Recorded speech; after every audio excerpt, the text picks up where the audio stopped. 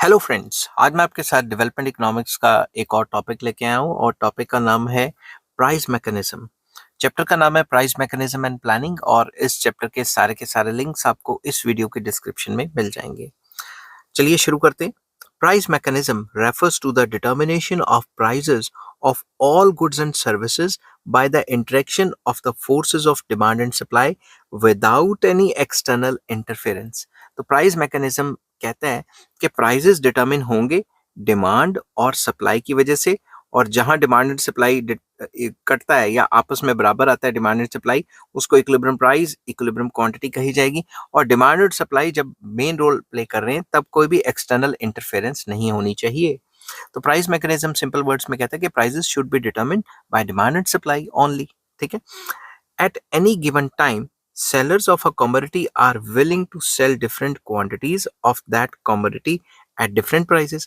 अगर एक given time की बात करें, एक गिवन टाइम पे जो सेलर्स हैं, जो प्रोड्यूसर्स हैं, वो अपना माल बेचना चाहते हैं, पर्टिकुलर क्वांटिटीज पर्टिकुलर प्राइसेस पे बेचना चाहते हैं। ठीक है।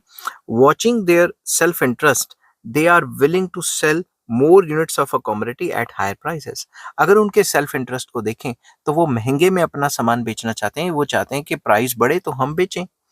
On the other hand, buyers of a commodity are ready to buy different quantities, its different quantities at different prices। दूसरी तरफ देखें तो बायर कहता है मैं भी खरीदना चाहता हूँ, but they buy more quantities at low price. मगर वो कहते हैं कि जब प्राइस कम होगा तभी खरीदूंगा ज्यादा। That price will be determined in the market at which demand for the commodity is equal to its supply। वही प्राइस डिटरमिन होगा जहां डिमांड और सप्लाई बराबर होते हैं। Such a price is called equilibrium price. उस प्राइस को equilibrium price कहा जाएगा।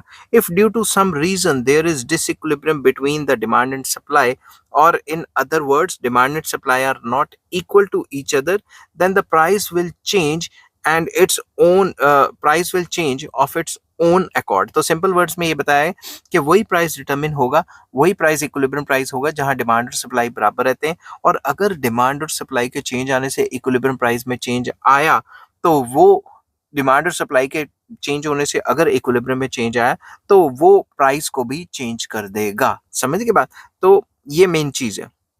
This change in price will be reestablished. मैं फिर से पढ़ता हूँ। This change in price will be reestablished the equilibrium will be नहीं आना था, will reestablish the equilibrium between demand and supply. तो सिंपल वर्ड्स में यही कहा गया है कि अगर प्राइसेस ऊपर नीचे, मतलब अगर डिमांड सप्लाई ऊपर नीचे हो जाती है तो प्राइसेस भी अपने हिसाब से ऊपर नीचे हो जाएंगे। समझ गए बात।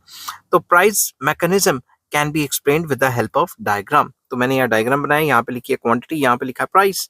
तो ये डिमांड कब होगी, डाउनवर्ड स्लोपिंग, और ये अपवर्ड स्लोपिंग सप्लाई कब होगी। जहां दोनों की दोनों कर्व्स इंटरसेक्ट करती हैं वो ई है, E is the point of equilibrium.